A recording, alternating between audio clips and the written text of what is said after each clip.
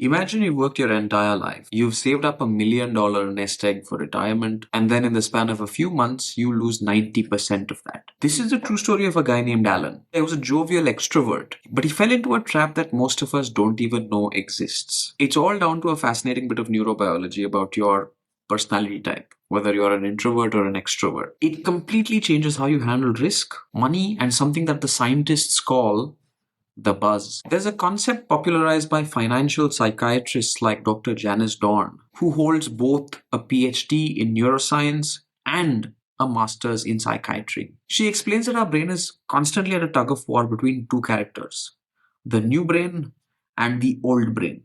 Let's talk about the old brain first. We also call this the limbic system. This is the part that we share with primitive mammals. Its motto is basically yes, yes, yes, we want more food, more money, more sex, let's get it all. Don't think, just do. Then there's the new brain, which we also call the neocortex. This is the rational, human part of the brain. That's the one saying, wait, Alan, this is a terrible idea. You're going to lose your house. Let's maybe stop and rethink this. In Alan's case, his old brain, the limbic system, was absolutely screaming. Every time his portfolio dropped, instead of being afraid, he got excited by the prospect of winning big. He wasn't actually trading stocks. He was chasing a hit of dopamine. Now, this is where things get really interesting for productivity and personality. There is this psychological trait called reward sensitivity. Extroverts tend to be more reward sensitive. Their brain is literally hardwired to get a larger kick out of dopamine. When they're chasing a goal, when they're competing, they get this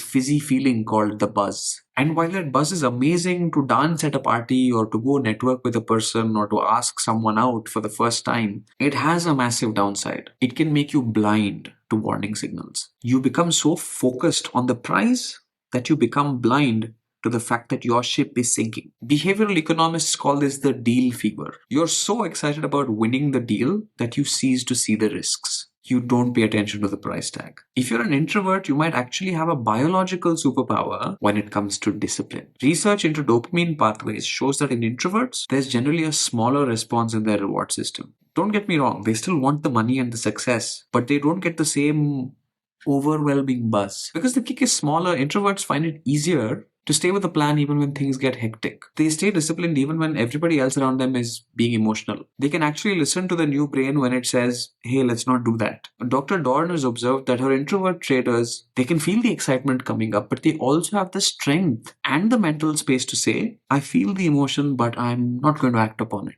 This is such a useful insight that we can apply even to our lives. So if I'm an introvert, I would try to recognize when I'm buzzing. That overwhelming feeling is a sign that my rational brain is actually offline. I should perhaps create friction, maybe a 24-hour rule before a big purchase, that I'll give it a day, and then if I still feel the need to purchase it, then I can allow myself. Or maybe a second opinion protocol to let my neocortex catch up. If I'm an introvert, I would lean into my power to be a slow thinker. I may not feel the rush of the crowd, but that's exactly what allows me to protect my downside and possibly make better long-term decisions. And hopefully none of us lose 90% of our life savings doing that. Thanks for watching, and I'll see you on the next one.